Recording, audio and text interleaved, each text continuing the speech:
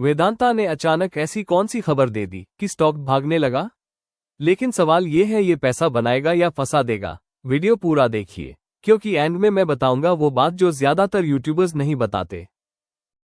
नमस्ते दोस्तों, आज बात करेंगे वेदांता के बारे में, एक ऐसा स्टॉक जो डिविडेंड किंग तो है पर सबसे ज्यादा विवादों में भी है। अगर आप वेदांता में इन्वेस्टेड हैं या इन्वेस्ट करने का सोच रहे हैं तो ये वीडियो आपके लिए बहुत जरूरी है, क्योंकि यहाँ भेड़ चाल चल रही है। लोगों को पता ही नहीं है कि पूरा सच क्या है।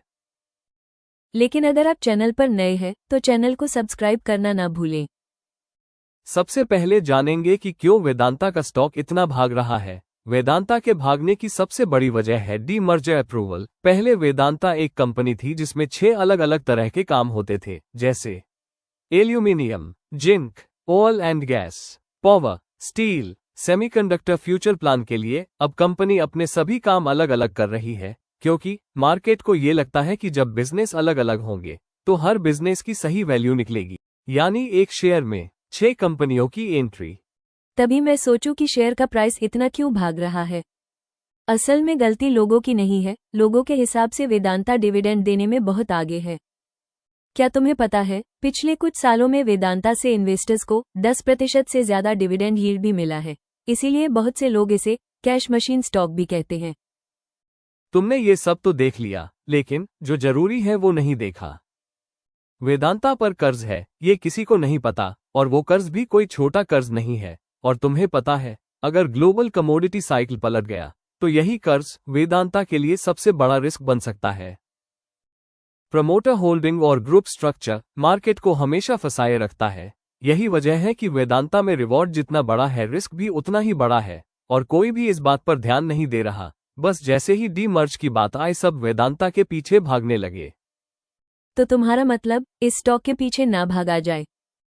नहीं, इस बारे में मैं ऐसा कुछ नहीं कहना चाहता। मेरा काम है सिर्फ और सिर्फ स्टॉक के बारे में सही और सटीक जानकारी देना है, जो कि कई यूट्यूबर भी नहीं बताते। और निवेशक निवेश करते समय सिर्फ फंडामेंटल और टेक्निकल के आधार पर निवेश करते हैं। मैं सिर्फ वो जानकारी देता हूं जो पब्लिकली सामने नहीं आ पाती। इससे उन्हें आसानी हो जाती है, और उसके बाद उसमें निवेश करना है या नहीं ये पूरी तरह निवेशकों पर निर्भर करता है।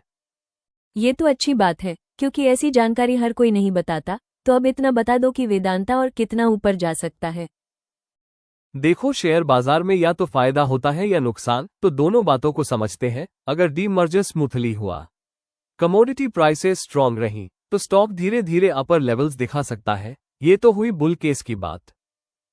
अब गिरावट की बात करें तो अगर ग्लोबल स्लोडाउन रहा और कमोडिटी क्रैश हो गई तो शार्प करेक्शन भी आ सकता है।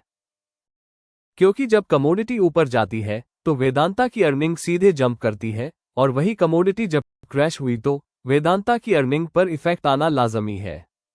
अब सीधी सीधी बात यह है कि वेदांता कोई सिर्फ एफडी स्टॉक नहीं है, ये high risk high reward stock है। अगर आप डिविडेंड और बाजार के उतार चढ़ाव हैंडल कर सकते हैं तो वेदांता आपके लिए मौका है। लेकिन वहीं अगर आप सेफ और टेंशन फ्री इन्वेस्टमेंट चाहते हैं तो ये स्टॉक आपके लिए नहीं। आपको ये जानकारी कैसी लगी हमें जरूर बताएं, और कमेंट में लिखिए वेदांता डिमर्जर यस या नो। और ऐसे ऑनेस्ट स्टॉक एनालिसिस के लिए चैनल को सब्सक्राइब जरूर करें। और अब हमें आज्ञा दीजिए। आपसे फिर मुलाकात होगी अगली वीडियो में एक नई जानकारी के साथ। तब तक अपना और अपनों का बहुत ख्याल रखिए, और बेजुबान जानवरों से बहुत प्यार करिए। धन्यवाद।